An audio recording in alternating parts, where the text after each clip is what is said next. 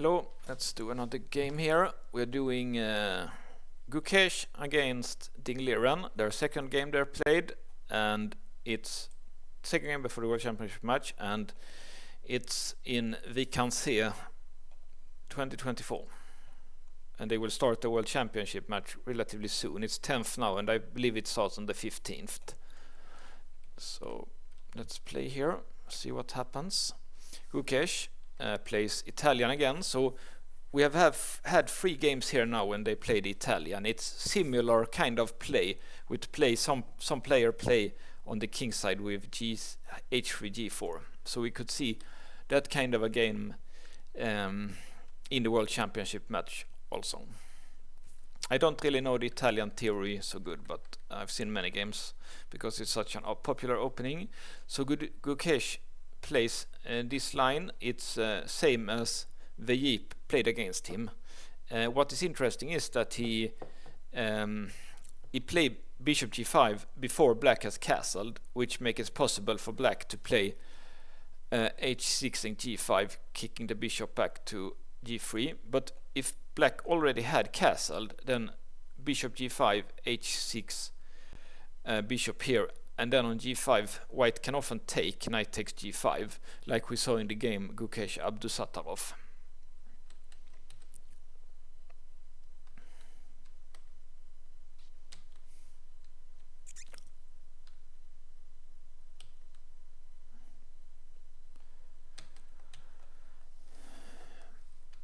So he plays g5 first before castling, that's correct. And Gukesh plays an interesting thing here that I haven't seen before really. Typical of his attacking and compromising style. He's castling queenside here, and the computer likes that. Thinks that's a good move, so nice for him. And it still might be theory for these guys. It's not for me, but for these guys it might be theory. So because they continue to play the best moves here, so I guess it might be theory. And then d4, because might threatening to take and take on f2. I guess that. I'm not so sure. And but of course this king is a little bit more open. Both are quite open actually, but yeah, it's a little bit dangerous to play in the center for both here. So black took here. Computer like to play a slow move instead. Let's see what happened. He took here, and here he took with the wrong knight. Should have taken with the other knight. He also had some kind of a sack here, which I don't really understand. So the point is, if it takes here, then he can take here. And if he takes like that, I guess he can take like that. But he didn't play that. But that was kind of tactics, that possibility that was open here. Okay, so let's see what happens. He played like that. And black also played inaccurate here. Should have taken here with the bishop. Instead he played g4. Okay, knight take. And now we could take this pawn.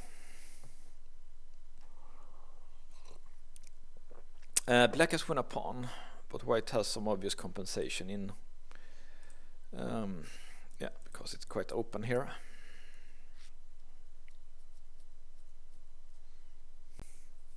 But black also threatens to take another pawn.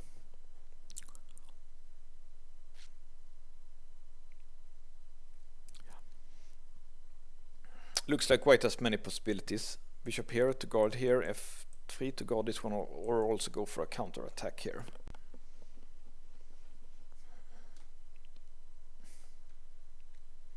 But he didn't do that. He played g4 instead. And white played like that. It was also possible to take. This looks kinda wrong because you open file for the rook here.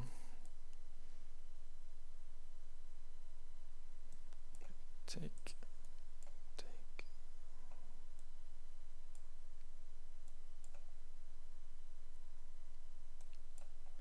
Maybe something like this, preparing to go here next. But yeah, it's even and complicated game, so looks like everything here is quite equal, so it's an interesting game here. So it goes here. The obvious threat is here to fork because it's pinned.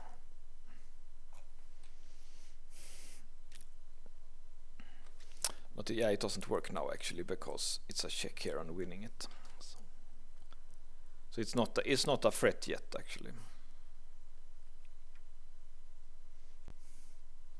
Okay, so he decided to take, which computer likes to take here. It's a bit weird that he prefers to take with always prefers to take with the, like, to me it's more logical to keep the bishop than the knight, but computer and also Ding liked to take with the bishop.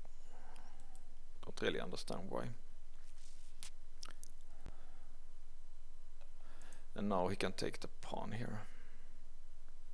But also something like knight here was also interesting. But yeah, if there is a free pawn, you should probably take it. But the computer thinks was possible not to take it also.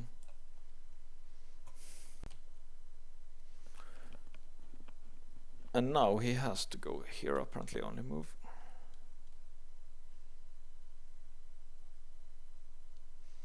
Okay, so it looked like White could win an exchange with this weird move here, threatening here. Okay, we cannot, because if he goes here, he could continue to chase it. So if black takes, white take here, and black can also take here, then queen goes here.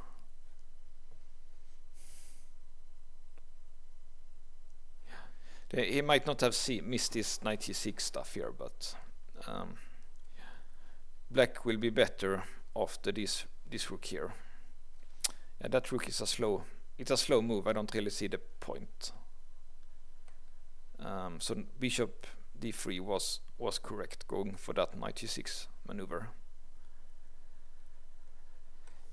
Because like he can't double it because this one is hanging down, so there it's just no, I don't see the point of knight rook d2 at all actually.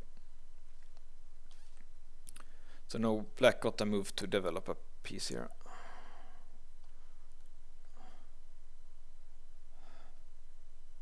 And this no longer works now because yeah, now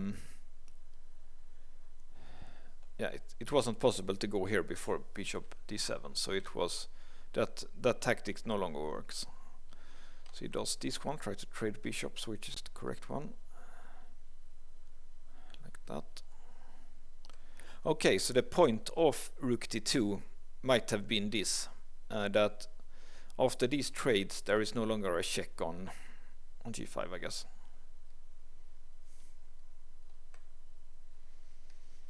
So this is interesting. He could take on b7 or play queen b5. You often don't want to take a pawn like that, but let's see how that will be.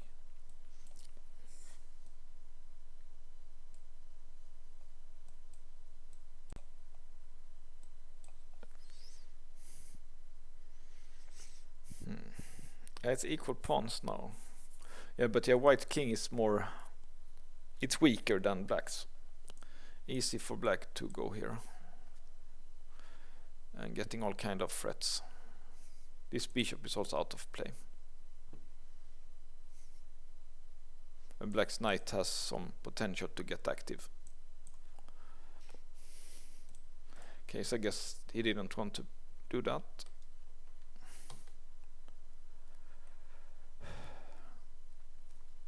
Here it was possible to trade and play knight e3. Computer likes that better.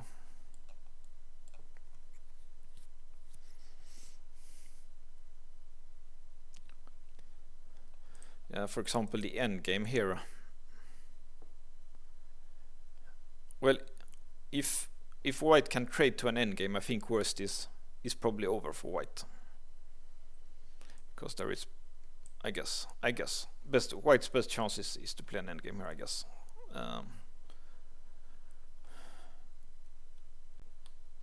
Okay, and now he doesn't force the endgame, but at least he forced the trade of the knights. This knight was extremely strong. It can still actually take and go back actually, but he didn't. He traded like that instead. He played like that. Took. Yeah, that's a strong, very strong knight here. If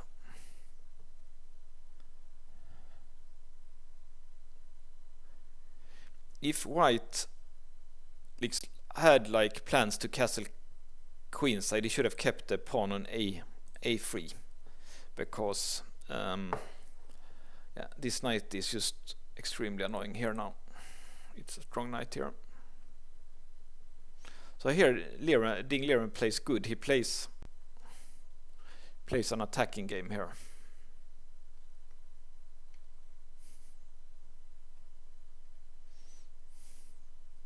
So it's already threatening knight here, queen here, and the king is like it's already big problems here. Like this check. And here, and it's just quite hard to do anything here.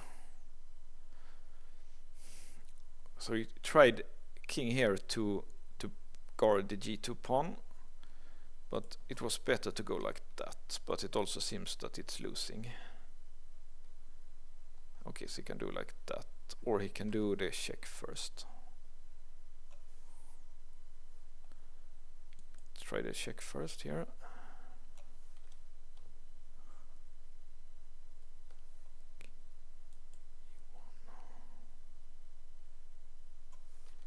Okay, so it becomes about the same. So let's see this one. Okay, and if it takes that rook, black can win it back here with knight c1 apparently, because if he tries to defend the rook, it's checkmate. Has to go here, and the classic combo knight and queen is better than bishop and queen in the attack. Classic stuff. This bishop has been bad for quite a long time. Okay, so, but he played like that instead, and Ding finds the correct move here, knight b4. He could go back, but it would have been about the same as the other variation, I think. But he tried that one, which doesn't work because queen e1 has to save the rook somehow. What about queen here? Okay, then here, and try to checkmate like this. So he tries that. Oh, here. Hard. Yeah, White shouldn't play with the king in the center like this. That's very dangerous.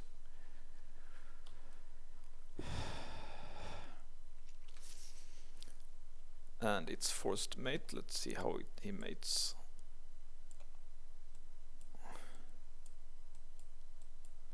Like that. Yeah, nice game by Ding, and Ding is good at. Magnus had some kind of an interview, I think it was Magnus who said that Ding has good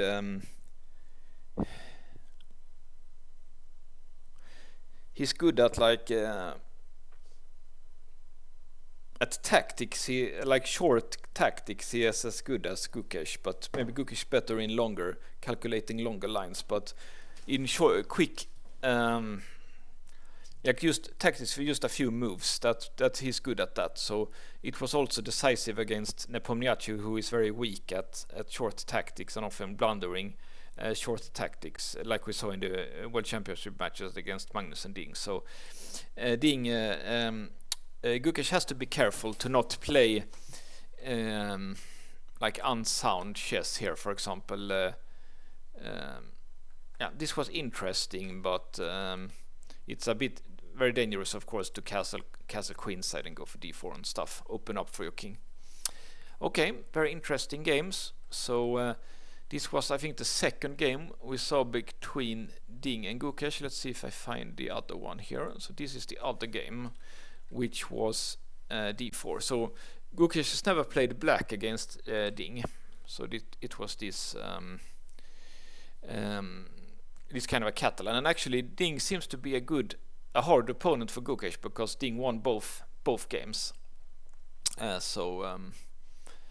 Yeah, will be an interesting World Championship match in five days, and I'm very much looking forward to it.